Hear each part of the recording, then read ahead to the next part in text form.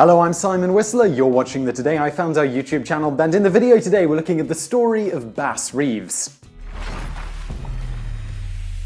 While historians posit that the Wild West was nowhere near as wild as Hollywood would have you believe, it was a place where certain lawmen forged reputations as legendary heroes in pursuit of outlaws. Although in some cases, such as Wyatt Earp, the lawmen were little better than some of the criminals. We've got a video coming up on that called Wyatt Earp, the Great American Villain. As for the indomitable Marshal Bass Reeves, he was a former slave turned deputy marshal who captured some 3,000 outlaws in his long and storied career. Born in 1838 somewhere in Arkansas, Reeves spent his childhood as the slave of state legislator William Steele Reeves. Little is known about Reeves's youth, and he seldom talked about it as an adult, but we know at various times he served as a water boy, a blacksmith assistant, and eventually as his master's companion, considered an upper servant position that allowed Bass and his family to eat at the house table. With the death of William Reeves, Bass became the slave of one of William's sons, George Reeves, a colonel in the Confederate Army during the Civil War. During his time with the colonel, Reeves became an excellent marksman at hunting, reportedly well surpassing the colonel himself. He was so good, in fact, that George Reeves started entering Bass into turkey shoot competitions, some of which he won. According to a newspaper interview given by Bass late in his life, he primarily functioned as the colonel's valet, bodyguard, coachman, and butler, and Reeves even claimed he accompanied the colonel into battle during the Civil War. However, ultimately, an argument over a card game with the colonel escalated to Reeves beating him up and then fleeing to freedom in Indian Territory. There, Reeves was welcomed by the so-called 5 civilized tribes, spending his time on the run learning their languages and customs. After the war, Reeves moved to Van Buren, Arkansas, becoming a successful rancher and occasional guide and scout for marshals into Indian Territory. He also added another feather to his cap and became a doting family man, marrying a Texas girl, Nellie Jenny, with whom he fathered nearly a dozen children. Reeves would have likely lived out the rest of his years as a rancher, if not for a concerted effort from a recently appointed judge called Isaac C. Parker to clean up the Western District of Arkansas in 1875. You see, since the end of the Civil War, Western Arkansas had become something of a hotbed for crime due to its close proximity to some Indian territory Reeves had lived in during the latter part of the war, a region many lawmen tended to steer clear of. The result was that this territory made for a great hideout for outlaws seeking to escape justice.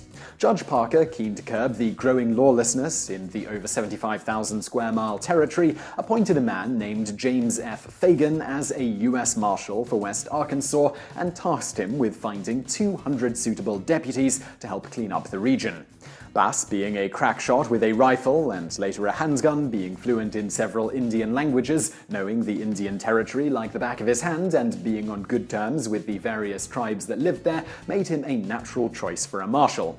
Despite racial prejudices of the day, Fagan wasted no time deputizing Reeves, making him one of the first black deputy U.S. Marshals in history, and famously the first west of the Mississippi. Before getting to his storied career, we should take a moment to describe Deputy Marshal Bass Reeves. Standing an imposing 6 foot 2 inches tall, at the time the average height for an adult male in the United States was 5 foot 7 inches or about 170 centimeters, with a magnificent handlebar mustache and a sly sense of humor, Reeves reputedly possessed incredible strength, eventually could fire his guns with extreme accuracy ambidextrously, and took to wearing a giant black Stetson and immaculately polished boots when on patrol. After becoming a deputy, Reeves became nothing short of a legend amongst the cattle rustlers and various other ne'er-do-wells of the Old West. It was even widely reported in his day, such as in the January 2nd, 1908 edition of the Daily Admirite, that he never failed to bring in the man he went after. He would get them either dead or alive. Another report stated, "Place a warrant for arrest in his hands and no circumstance can cause him to deviate."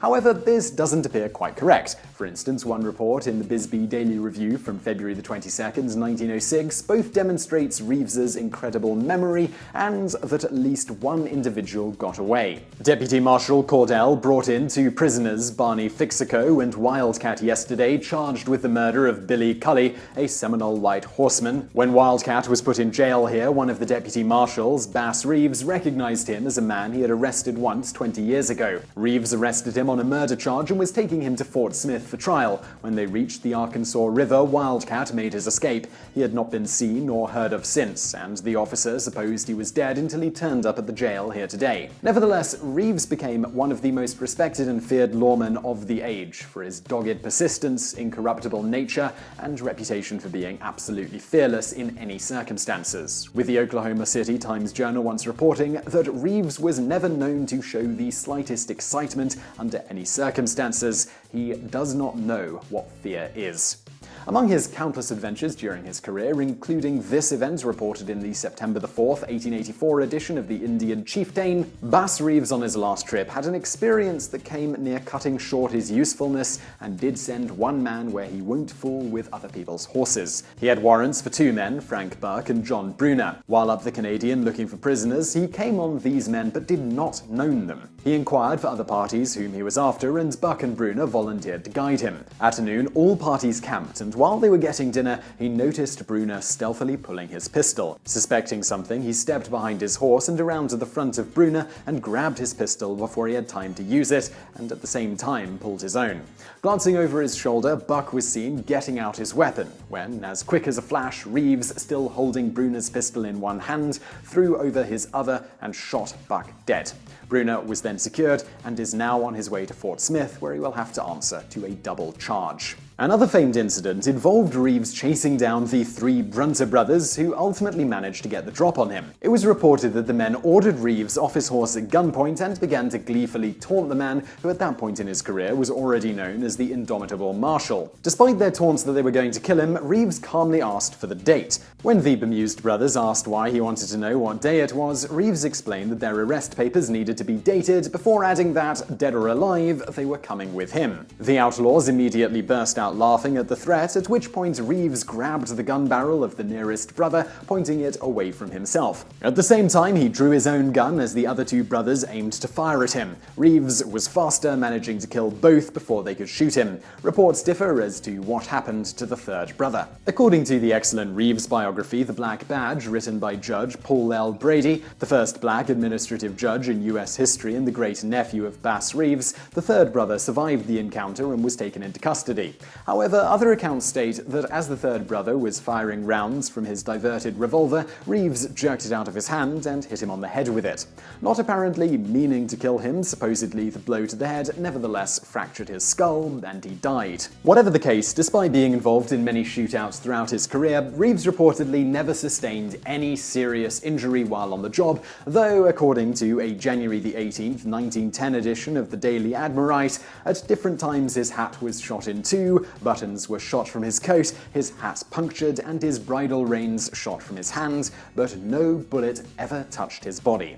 Nevertheless, there was at least one report we found of Reeves not just getting shot, but killed, in a clearly misinformed February 5th, 1891 edition of the Democratic Northwest, in which it states, Deputy United States Marshal Bass Reeves was shot and killed by a Negro outlaw named Christie at Fort Smith, Arkansas. Christie was being arrested for a murder committed some time ago. In one instance in his twilight years, he was even fired upon unexpectedly in an apparent assassination attempt. As reported in the November 15th, 1906 edition of the Daily Admirite, Bass Reeves, a Negro deputy marshal, shot at near Wybark. Reeves was in his buggy north of Wybark and was driving under a railroad trestle on which the assassin was posted when a six-shooter cracked and a bullet splintered the wood of one of the ties in the trestle directly over his head. He saw the man and returned fire, but the would-be assassin got away and was probably unhurt. Reeves declines to say whom he thinks it was, but it is thought that he had a pretty good idea and will eventually get his man. Particularly in his early days as a marshal, Reeves also had trouble with certain lawmen, women who didn't take kindly to a black man arresting white outlaws. For instance, in one incident reported in Judge Brady's biography, a white police officer drew his gun on Reeves and threatened to shoot, not liking that Reeves was ordering around white federal prisoners that Reeves and other marshals were transporting to a penitentiary. A shootout was reportedly avoided owing to the senior deputy marshal coming to Reeves's defense. The first criminal Reeves ever killed likewise was due to said individual not taking kindly to a black badge ordering him around, with the man exclaiming as his last words, according to Judge Brady, "A black badge don't mean a damn thing to me," before raising his rifle at Reeves, who then shot the man in the chest. At the peak of his career, Reeves became so feared that some outlaws would simply surrender upon hearing that Reeves was looking for them. Not hyperbole, in one case we found in the newspaper archives, Reeves even literally caused the individual in question, Jerry McIntosh, to have nightmares about Reeves. As for his crime, McIntosh had, according to an article published in the Chickasha Daily Express on August 3, 1903, went home one night recently and dragged his wife from her bed, and after pouring coal oil on her, set a match to her. The woman was terribly burned, and her attending physician says she is in critical condition, with little hope of recovery. McIntosh says he was drunk when he committed the act and hardly knew how it was done. According to the July 16, 1903 edition of the Daily Admirite, while on the run, McIntosh says he dreamed last night that Deputy Marshal Reeves came upon him in the brush, and when he jumped up to run, the deputy shot and killed him. When he awoke and realized that it was only a dream, he decided to come to town and give up immediately. In another case, famed female outlaw Belle Starr, the Bandit Queen, simply up and turned herself in when she heard Bass Reeves was the marshal that was sent after her. Not all about using strength and guns to bring criminals in, though Reeves also frequently used guile. For instance, during the pursuit of two outlaws in the Red River Valley, Reeves and the other marshals thought the pair might be hiding out at their mother's cabin.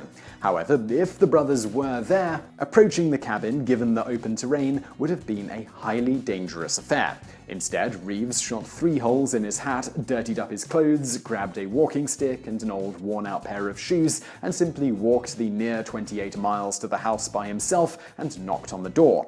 He then told a story to the mother of the criminals that he was on the run from the law, including narrowly escaping the marshals, and was desperately hungry and tired. Given her son's similar plight, she sympathized with Reeves and took him in. Later that night, her 2 sons showed up, announcing their presence by whistling off in the distance, to which the mother whistled back to indicate the coast was clear. After everyone went to sleep for the night, Reeves simply got up, walked over, and quietly cuffed the 2 outlaws, according to news reports, without even waking them up. In the morning, they found Reeves with a gun sitting and watching them sleep. He then marched them back to where the other marshals waited, and the group rode the few days' journey back to town, collecting a reported $5,000 reward, about $121,000 today, for the capture. Beyond his apparent fearlessness and commitment to his job, Reeves's sense of duty was also such that he famously tracked down and arrested one of his own sons, Benny Reeves. As reported in the 18th of January 1910 edition of the Daily Admirite,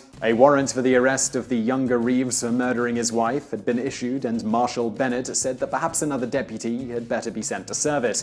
Old Bass was in the room and quietly said, "Give me the writ." He went out, arrested his son, brought him to court, and saw a jury try him, convict him, and sentence him to life imprisonment. Benny Reeves would eventually be freed from his life sentence at Fort Leavenworth owing to being a model prisoner, and as far as newspaper reports indicate, never committed another crime again.